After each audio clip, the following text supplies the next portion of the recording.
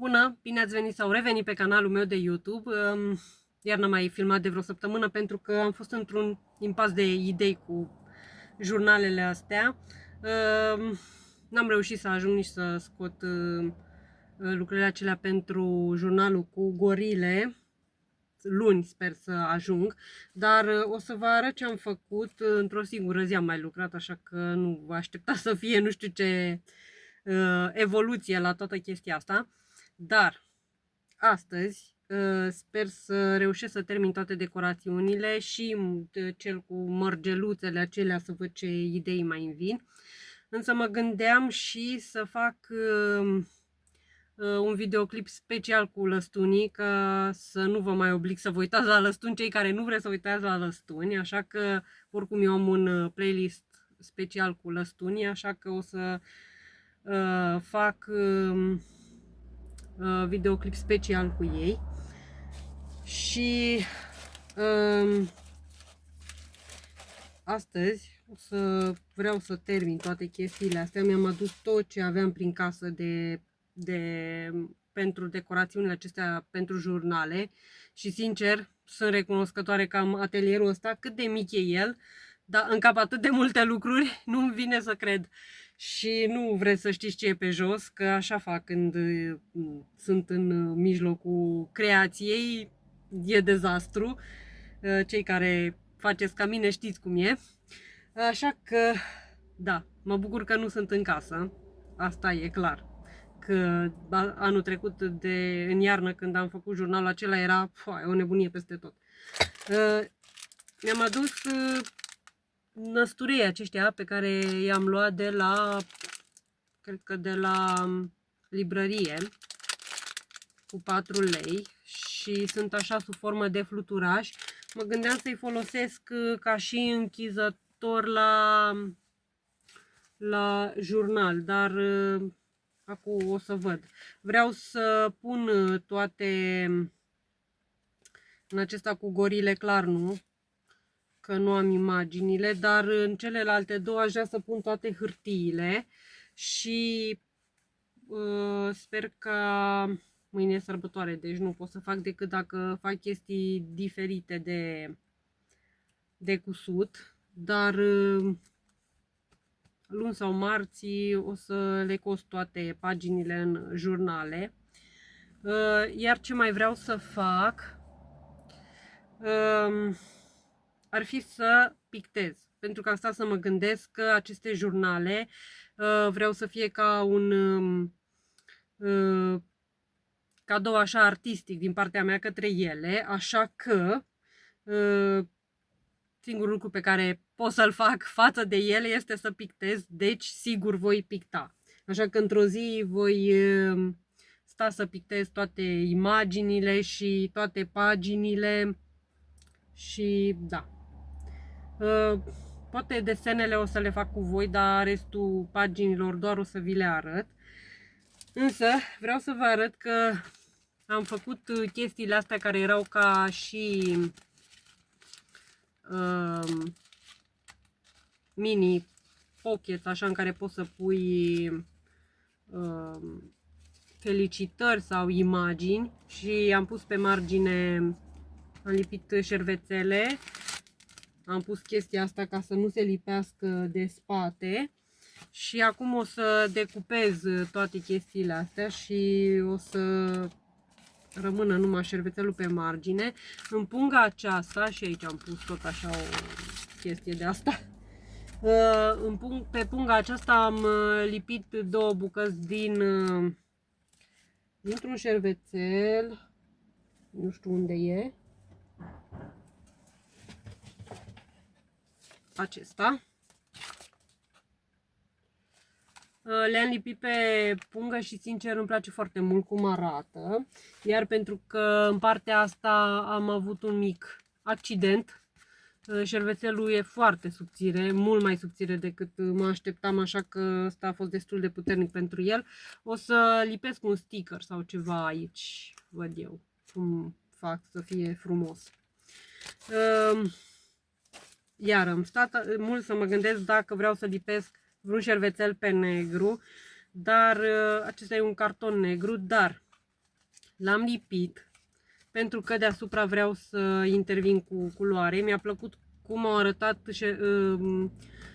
acele cartoane după ce am intervenit cu culoare peste șervețelul pus, pentru că nu-mi plăcuse cum arăta șervețelul. Era ceva de genul ăsta. Așa că astea vreau să fie buzunarele pe care să-și pună diverse chestii. Acesta e iar un buzunarel din acela pentru pus poze sau ce vor ele să-și pună acolo. Și cam atât am făcut. N-am reușit să fac mare lucru. Am punga asta și încă nu știu, vreau să o pun ca și parte din jurnal, așa că va fi ceva de genul îndoit și încă stau să mă gândesc dacă vreau să acopăr chestiile astea sau nu. Ceea ce nu îmi place e scris acesta în germană și acolo mă gândeam să intervin cu ceva sticker și numele acesta aici, tot așa. Nu știu dacă să pun ceva peste ele, vreo hârtie, ceva sau nu, încă nu știu. Și mai am o chestie. Am cartoanele acestea care sunt de la diverse caiete sau stickere și rândul trecut am făcut un board din acela pe care se poate scrie, așa că mă gândeam să fac același lucru.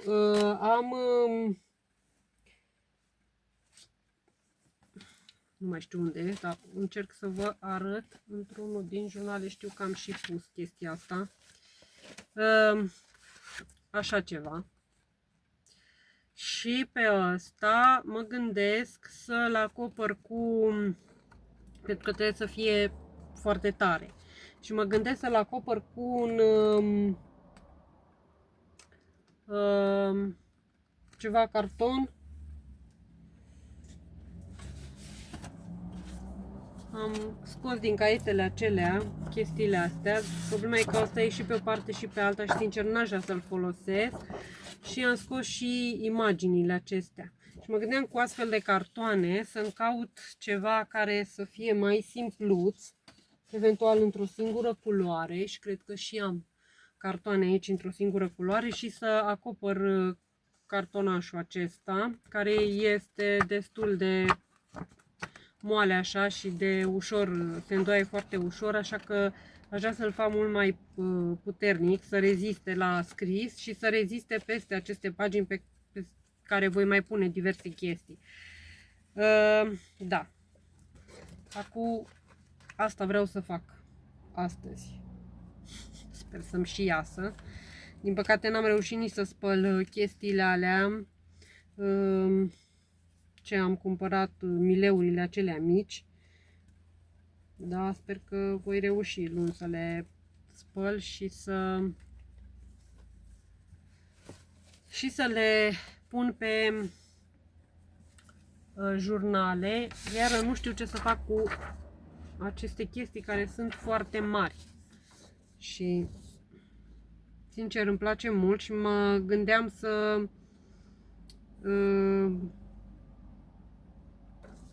le dau așa un ceva de făcut atunci când stau și așteaptă pe undeva sau eu știu. Dar fiind foarte mari, nu știu cum o să le pun în jurnale, pentru că jurnalele sunt, o să vă arăt diferența între ele. Deci asta e imaginea și jurnalul e atât. Și chiar nu am cum să tai, pentru că e o porțiune destul de mare. O altă chestie, aș putea să le scot la imprimantă mai mici, dar mă gândeam că tot le am pe acestea și vreau să le folosesc ca să nu mai scot alte chestii la imprimantă și să folosesc ceea ce am. Așa că am mult de gândit. De asta nici n-am făcut săptămâna asta, pentru că am tot stat să mă gândesc ce să pun, cum să le pun, ce să le fac și până la urmă tot nu am ajuns la nicio concluzie. Dar vedem, intru acum în vibe-ul acela creativ și vedem.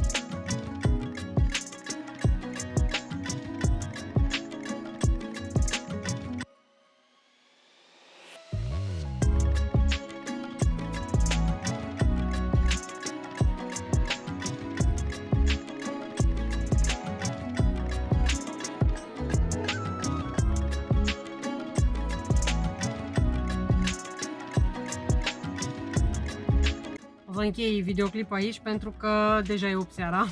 Am făcut astăzi, am stat 5 ore în atelier, așa că este o performanță, că n-am mai stat de mult așa. Acestea le-am făcut pe hârtie velină. Nu știu dacă vă amintiți, dar am avut rândul trecut o chestie din asta și mi-a plăcut foarte mult, deși iese așa îndoită și...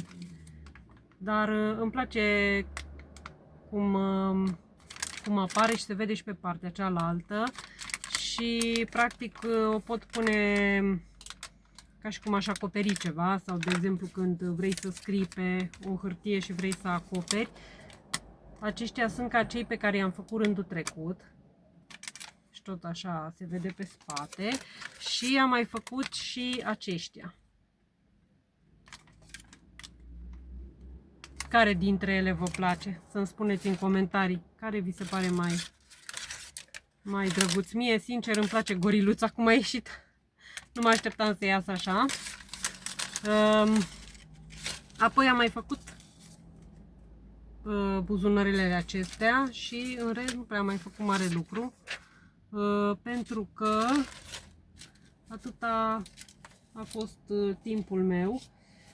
Am mai pus hârtii în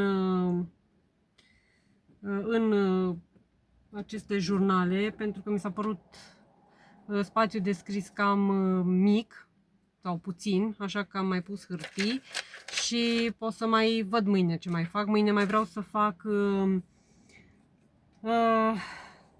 desene pe partea aceasta din mijloc, pe acest tapet.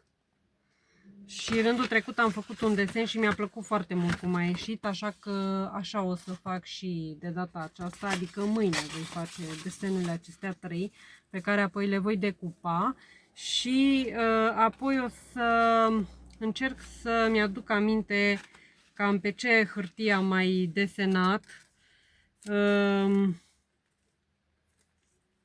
și cred că voi mai face pe ele și cam atât mâine.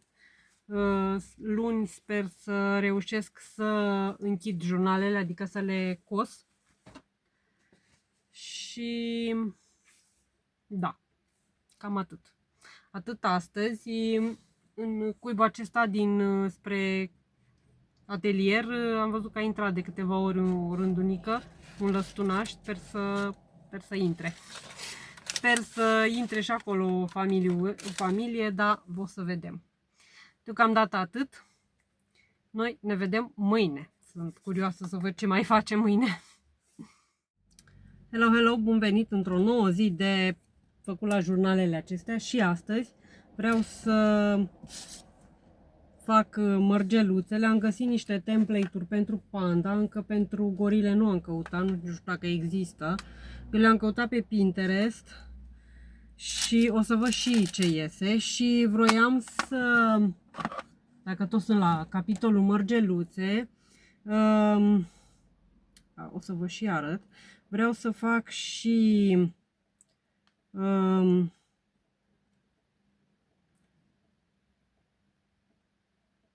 pe părâmpum, care este păpușa aceea lui Pont Puin.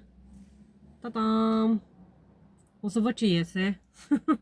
Că va trebui să măsor pe chestia asta. Sper să iasă și să caut culorile. Că văd că sunt mai multe culori aici. Adică două culori de turcoaz. Unul mai deschis, unul mai închis, încă nu știu. O să vă arăt și ce am găsit pentru panda. E acesta. Și Winnie the Pooh. Mă gândesc să fac acestea mai micuțe pentru că mi se par mai rapizi. Nu știu astea dacă o să le fac, astea desenele de ieri. Da, o să văd. Cred că acestea mai micuțe o să le fac. Și apoi mai vedem. Oricum nu vreau să fac foarte multe. pentru că sigur îmi va lua o mulțime de timp numai să caut mărgeluțele. Am chestia asta cu mărgele și am și, stați puțin, punguța aceasta, dar o să văd dacă o să o folosesc. Cred că, sincer, ar trebui să le pun aici toate și o să văd ce iau din ele, să nu le mai țin în punguliță, dar o să văd deocamdată. Mi-am adus și fierul de călcat, acesta micuț. După cum ați văzut, în cuibul acesta de lângă mine au apărut doi colocatari, iar ieri, din păcate, au nimerit la cuibul lui Chirăici și în căutarea, cred că le-a distrus cineva cuibul sau ceva. Din păcate, săracii cred că au avut și pui și au omorât și puii. Da, asta este. Ăștia sunt oamenii. Așa că au venit aici și au nimerit la cuibul lui Chirăici pe aici. Vânătoarea a fost ieri. Nu vreți să știți ce au urlat ăștia pe aici. Dar văd că astăzi au revenit înapoi în cuib, amândoi. Și masculul și femela. Acum nu mai sunt, dar cred că au plecat să și consolideze cuibul, însă părinții din celelalte cuiburi n-au mai plecat amândoi în căutare de mâncare, fac cu rândul și rămân acolo. În schimb, la Chirăici văd că n-au mai... Nu sunt amândoi părinți, adică nu e unul din părinții în cuib, așa că sunt numai pui, înseamnă că au ajuns la înțelegere. Dezastru cu păsărelul ăsta, sper că anul viitor să se mute în altă parte și să nu mai vină la mine. Da, cam atât cu lăstunașii. O să mă apuc de făcut mărgeluțele. Întâi trebuie să caut și de-abia apoi la final o să folosesc fierul de călcat. Că, da, din păcate mi-a căzut iară perdeaua asta de pentru țânțari și ce mai era. Și a trebuit să o relipesc. Nu știu, sincer, a zis că ultima oară dacă mai cade încă o dată, după ce am lipit-o acum, o să dau cu mașina aceea de găurit și o prind în ceva șuruburi ca să fiu sigură că stă acolo și nu se mai mișcă. Da, complicată viața.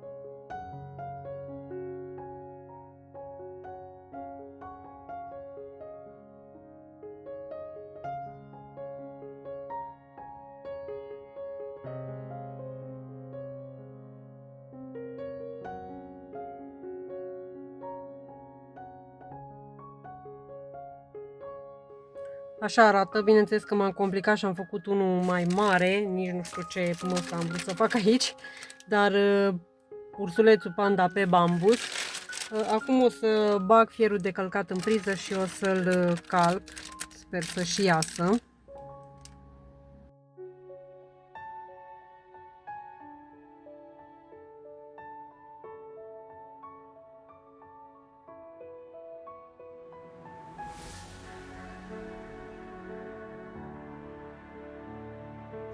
Așa arată, o să-l las să se răcească.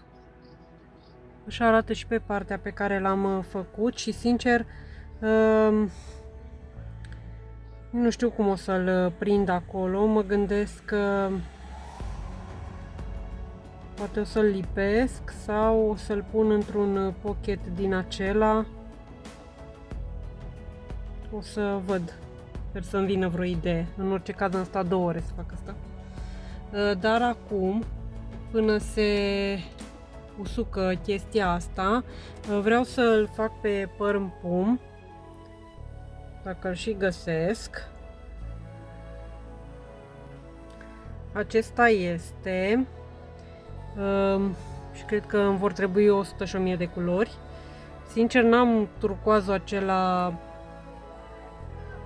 acesta care e aici, dar am un albastru apropiat.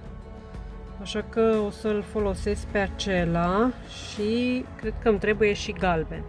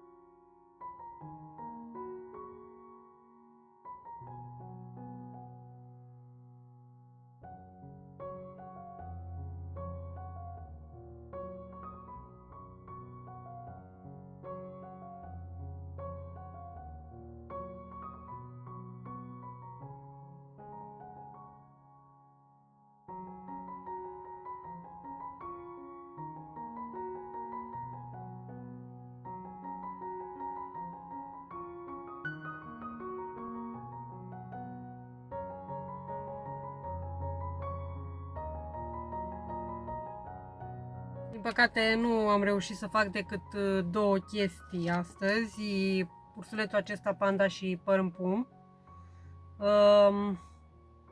Îmi place mult cum a ieșit ursulețul, numai că am stat mult să migălez la el. Pe ăsta l-am făcut într-o oră, pe ăsta cred că în 2 ore jumate. Plus că a fost atât de lat și a trebuit să dau de vreo 3-4 ori cu fierul de călcat ca să se lipească chestiile astea între ele. Așa că la păr în pum am știut mai rapid ce trebuie făcut. Dar da, asta e ce am făcut astăzi. Sper că v-am inspirat. Ieri ați văzut, am făcut desenele acelea și din păcate n-am mai reușit. Mi-am adus apă să fac acestea. Dar astăzi n-am mai reușit să pictez. O să văd mâine. Sper să reușesc să cos. Dar nu, cred că înainte aș vrea totuși să pictez și pe foile acelea pe care se scrie. Pe unele din ele am pictat anul trecut și mi-a plăcut foarte mult cum a ieșit. Așa că vreau să fac chestia asta înainte să cos jurnalele. Dar da. Mâine nu știu dacă voi mai face un alt ursuleț panda și trebuie să mai fac gorila. Pe aceea încă nu am căutat-o, deci trebuie să mai caut și gorila și poate fac gorila, doar gorila, o să văd. Că văd că mi-a destul de mult timp să fac chestiile astea, dar îmi place foarte mult cum a ieșit micuțul păr în pum. Nu știu ce o să fac cu el, mă gândeam să-l pun la jurnalul acela cu filme, dar nu știu cât va rezista el acolo, tot o să văd. O să văd. Și încă nu știu unde o să pun chestiile astea în jurnal, pentru că n-aș vrea să le lipesc nici pe jurnal, nici în jurnal și poate o să le las așa ca și decorațiune, nu știu, o să mă mai gândesc până le termin, dar mâine am multe de făcut, mâine vreau să mă spăl și mașina. Trebuie să mă duc până la Alpha Bank, care a devenit altceva și n-am înțeles ce și cum.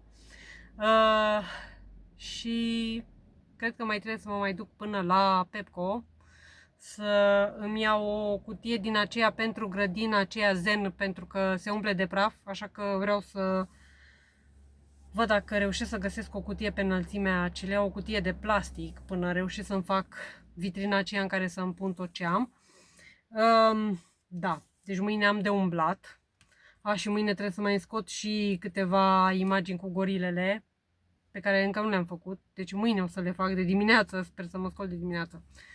Da, deci mâine am treabă, așa că mâine nu știu exact ce voi mai face, așa că dacă nu o să am mult timp, o să mai fac încă un ursuleț din acesta panda și o gorilă și cam atât. Și marți sper să reușesc să fac, să cos jurnalele și să pictez în ele. Da. Dacă v-a plăcut videoclipul, dați un like, un subscribe la canal, m-ar ajuta foarte mult pentru cei care vor să urmărească un astfel de content și noi ne vedem data viitoare.